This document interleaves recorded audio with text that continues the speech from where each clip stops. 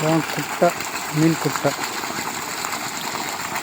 இது ஒரு பள்ளம், இதுக்கு அண்ணாண்ட ஒரு பள்ளம். இங்கேருந்து பார்த்தா தெரில, அது ஒரு பள்ளம்.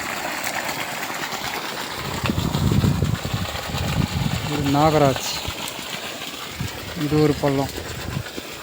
இதுக்கு அந்த சைடில் ஒரு பள்ளம் இருக்குது, அதுக்கு அந்த சைடில் ஒரு பள்ளம். இது ஃபுல்லாக மீன் தான் இருக்குது. மீன் குஞ்சுங்களை விட்டு வளர்க்குறது.